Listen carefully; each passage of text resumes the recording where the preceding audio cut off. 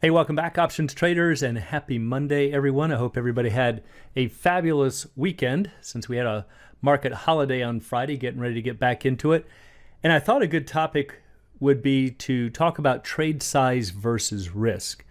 And the reason this came up, I had an email exchange going with one of our traders who said that he had something like 5 contracts on at one position, and then he had 10 contracts on at another. And he said, and therefore it's riskier. Well, that's not necessarily true because it depends on other characteristics, usually delta and things like vega. But new traders always overlook this stuff. They typically just look at the trade size. So what do I mean when I'm talking about trade size versus risk? So before we get started, as always, please click like. It's going a long way into helping the channel. It's very much appreciated.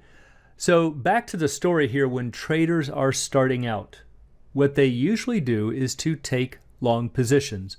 Long calls, long puts, maybe even long verticals or long butterflies, but they're just buying positions.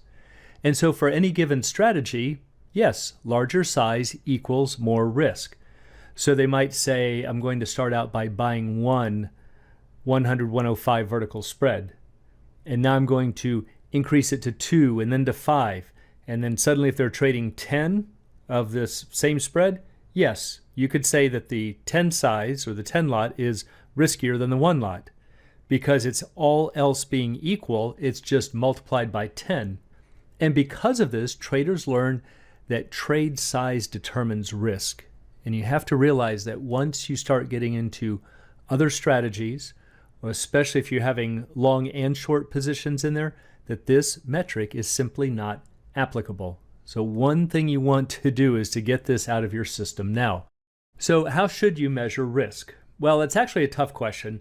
There's a lot of different ways, but the thing that I want you to get from this video is first and foremost, consider the maximum loss, not the trade size. So for instance, you might see a trader that buys 10 $100 calls trading for 50 cents. And then they say, well, I want to sell these calls. They're both 100 strikes. And because I'm trying to sell these, I'm going to reduce my risk and only sell 5. And in this case, these calls are trading for $5. Well, that's just a very bad way to approach it and say that the 10 lot is riskier than the 5. You've got one that's long, one that's short. You've got different values. You've got a lot of different things changing. So the first thing you should consider is what are the maximum losses? And if you don't know how to calculate these, this is where your broker's platforms can really pay dividends because most of them will have profit and loss diagrams. So for these two trades, these are the risk graphs. So here's the 10 long in blue and here's the 5 short in red. So take a look. The maximum loss for the 10 long is 500, not much downside risk. But look at at least just as far as I've drawn this graph, you're up to $7,500 for a loss here, even though it's only 5 contracts compared to 10. So you have to take this into account. Selling calls has unlimited upside risk in the truest sense of the word. There's no theoretical limit on how high a stock's price can go. So this becomes an extremely risky position, even if you're comparing 1 short contract to 10 long. So this is why you have to get out of this habit of saying, oh, I'm comparing 10 to 5, and so therefore the 10 lot is riskier. So that's a fairly simple example, but it can get more complicated. And this is where you have to start considering other characteristics, such as with your Greeks. Of course, that was partly a Greek question. It was with the delta, but that's one that most people would see as fairly obvious. But there's a lot of them that are working behind the scenes. Now, I've talked about this before with a measurement that's called normalized vega. Vega, of course, is one of our Greeks that measures the option's sensitivity to changes in volatility.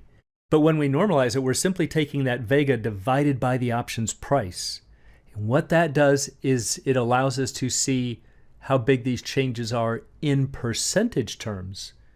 And if you think about it, it's the percentage terms that usually really can crack open a position.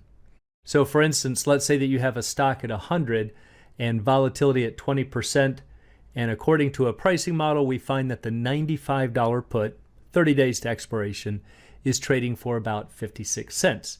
And this is where traders will say, well, it's out of the money. I've checked the probabilities. It's a low probability of it ever going in the money. So let me sell this 20 times. I can put roughly $1,000 in my pocket and I don't have much risk.